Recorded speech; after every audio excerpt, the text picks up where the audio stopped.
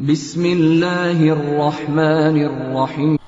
آج ہم ملاقات کرنے جا رہے ہیں مسٹر کرونا وائرس سے، ایک ایسی سیلیبریٹی جس کا چرچا اس وقت دنیا میں بچے بچے کی نام پر ہے۔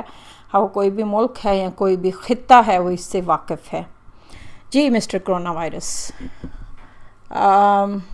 نہیں، پاؤں سے سلام کر لیں؟ نہیں، مجھے لگتا ہے آپ منہ سے ہی سلام کریں تو اچھا ہے۔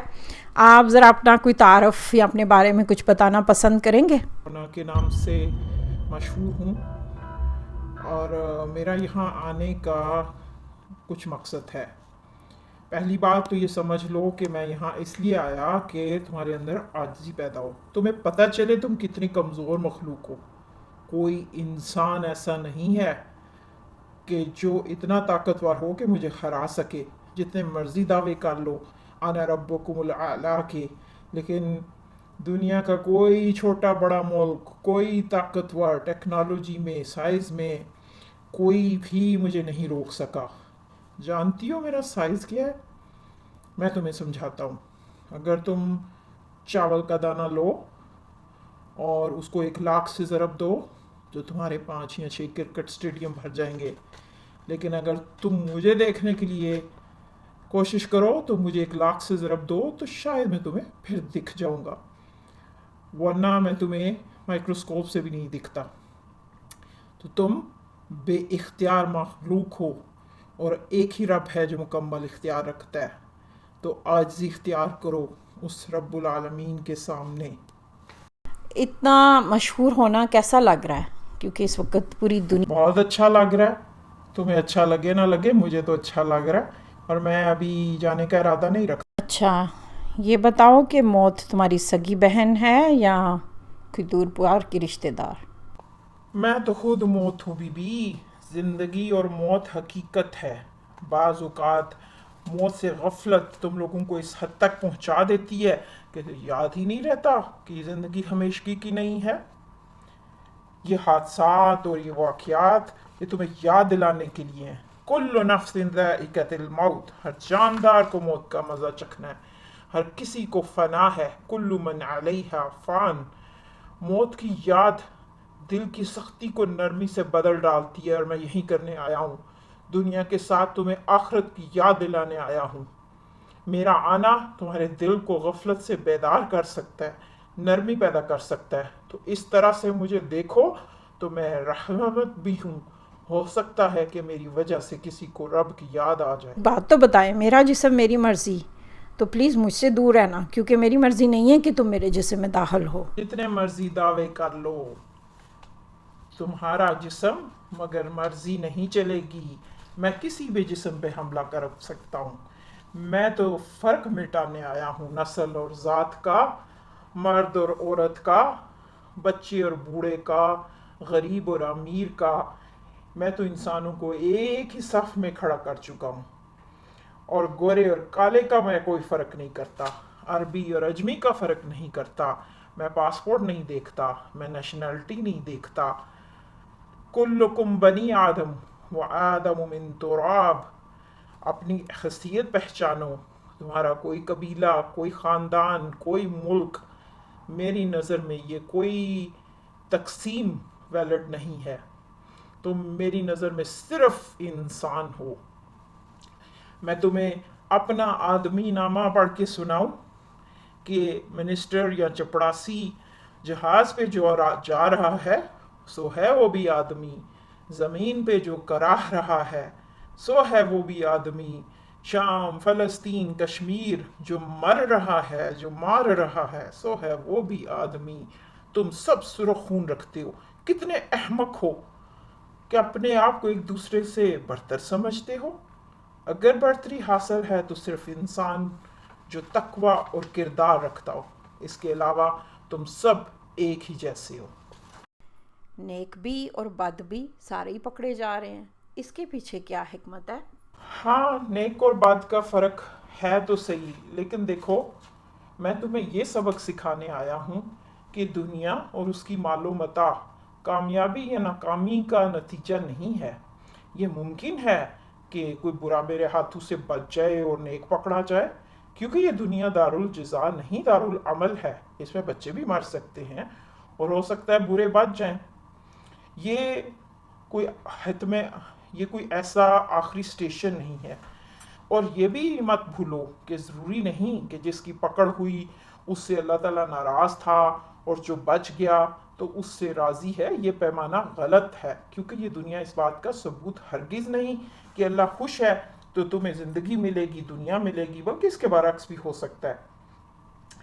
اور خود تمہارے رب نے قرآن میں کہا وَاتَّقُوا فِتْنَةً لَا تُصِيبَنَّ الَّذِينَ ظَلَمُوا مِنْكُمْ خَاصَّةً، بچنا اس مصیبت، اس فتنے سے کہ جب وہ آئے گا تو صرف تم میں سے پھر ظالم نہیں پکڑے جائیں گے، بد یا صالح سب برابر پکڑے جا رہے ہیں۔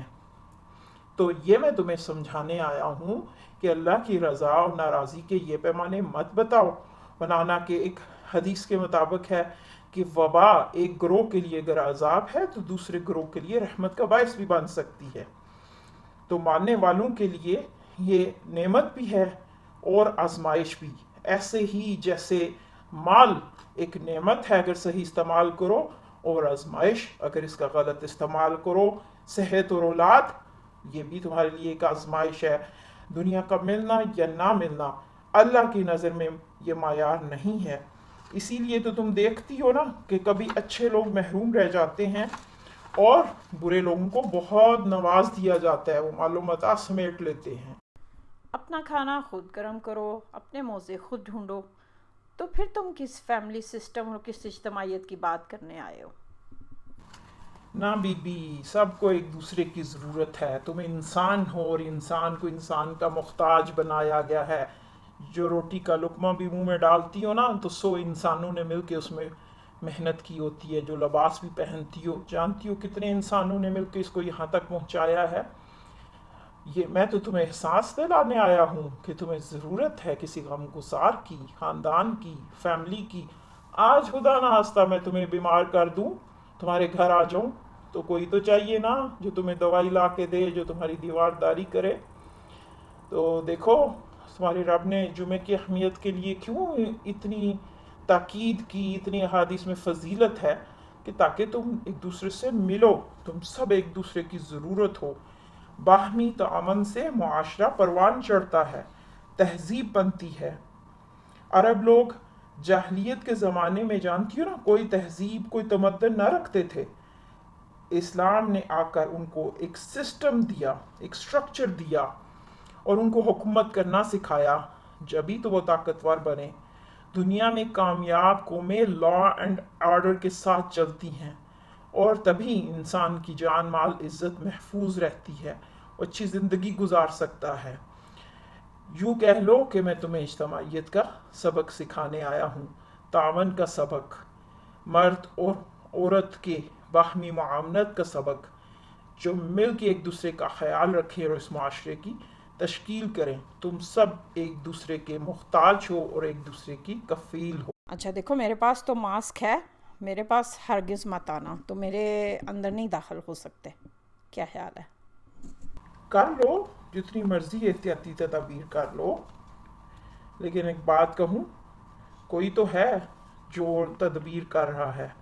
یہ حکم مجھے اوپر سے لسٹ ملی ہے، کون مرے گا کون جیے گا۔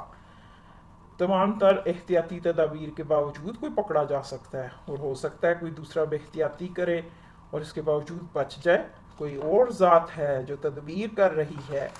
ایک حدیث ہے نا، احتیاط تمہیں تقدیر سے نہیں بچا سکتی، مگر دعا تقدیر بدل سکتی ہے، تو دعا کرتے رہو۔ یعنی سب کچھ کر لو، اگر اللہ نے لکھا ہے تو کوئی روک نہیں سکتا، چاہے تم مضبوط قلعے میں ہو۔ میں نے یہ نہیں کہا کہ احتیاط چھوڑ دو۔ حدیث کے الفاظ کے شروع کا حصہ کیا تھا، تم نے سنا نہیں؟ کہ احتیاطی تدابیر کے باوجود، گویا کہ اللہ کے رسول ایکسپیکٹ کر رہے ہیں کہ تم احتیاطی تدابیر کرو گی، تو کرو نا، جو تمہارے اختیار میں ہے وہ کرو۔ تالے بھی لگاؤ دروازے پہ، گاڑی میں جاتی ہو تو سیٹ بیلٹ بھی لگاؤ، لیکن یہ ذہن میں ضرور رکھنا کہ اونٹ باندھنے کے بعد توکل تمہیں اللہ پہ کرنا ہے۔ جانتی ہو جب حضرت عمر کے زمانہ میں وبا پھیلی تھی اور ملک شام میں 50 لاکھ لوگ ہلاک ہوئے تھے، تو فوج ادھر ہی روانہ تھی اور انہوں نے حضرت عمر نے سوچا کہ ہم واپس چلے جائیں، تو کسی نے کہا کہ عمر کیا تم تقدیر سے بھاگ رہے ہو؟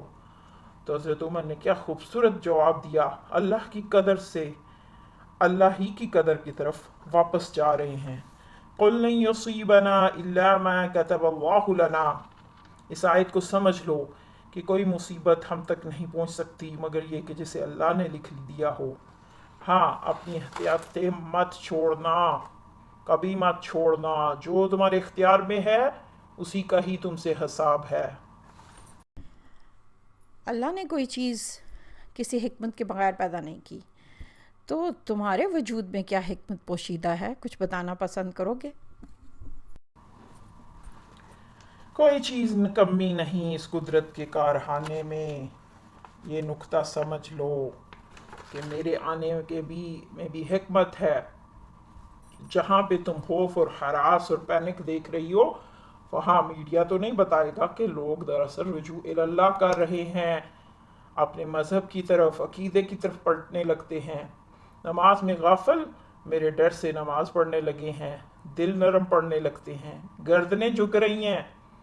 کم از کم درجن سے زیادہ قرآن میں آیا ہے کہ جب انسان کو مشکل پیش آتی ہے تو وہ مجھے پکارتا ہے، جب وہ ڈوبنے لگتا ہے تو اسے پکارتا ہے۔ لیکن اللہ نے کبھی اس بات پہ نہیں ڈانٹا کہ کرونا وائرس آیا تو آگے اور نماز پڑھنے، نہیں، وہ پلٹ آنے والوں کو نہیں روکتا۔ یہ تم غلط کہتے ہو، 900 چوہے کھا کے بلی حج کے چلو، اللہ کے بندو نیکی کرو، پلٹ آؤ چاہے جہاں پہ بھی ہو۔ اللہ کے در سے کوئی پھٹکار نہیں، وہ نہیں برا مانتا۔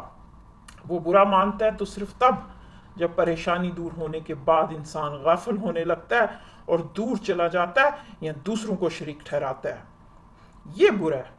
پریشانی میں کو اللہ کو پکارنا یہ برا نہیں، پسندیدہ ہے، بلکہ وہ دعا نہ کرنے والے سے ناراض ہوتا ہے اور دعا مانگنے والوں سے خوش ہوتا ہے، چاہے وہ پریشانی میں مانگے چاہے جس وجہ سے بھی مانگو، اس سے کیا فرق پڑتا ہے۔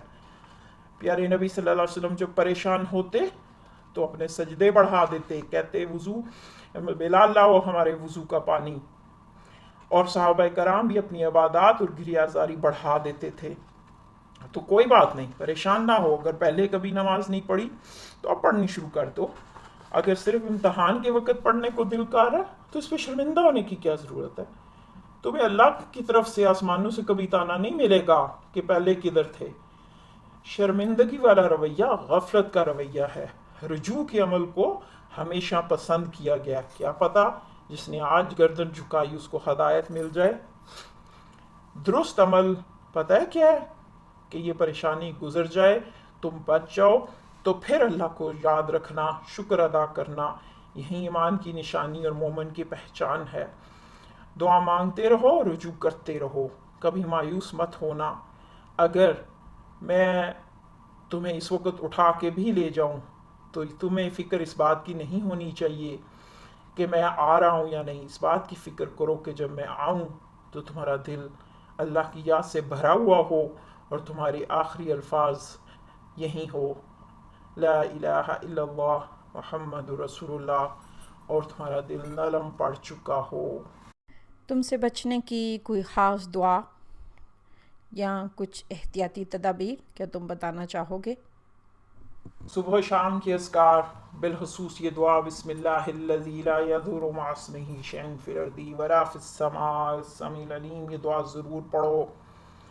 یہ یاد رکھو کہ میں ہوا میں نہیں رہتا، نہ ہوا کے ذریعے ایک دوسرے کی طرف جاتا ہوں، اور احتیاطی تدابیر کرنی ہے تو وضو اس کا سب سے بہترین ذریعہ ہے۔ اپنی ناک کی صفائی میں مبالغے سے کام لو، ممکن ہے تو ہر وضو میں دانت صاف کرو، دانتوں کی صفائی کرنا سنت ہے۔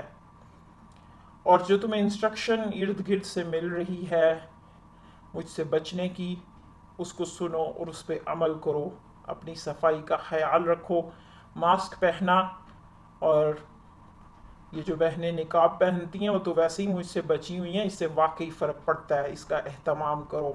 تمام انفارمیشن تمہیں مختلف ویب سائٹ سے مل جائے گی۔ مجھے ہی کیوں بٹھائے رکھا ہے، مجھے اب اتنے ملکوں میں جانا ہے، لاکھوں کروڑوں کو پکڑنا ہے، جاؤ یہاں سے۔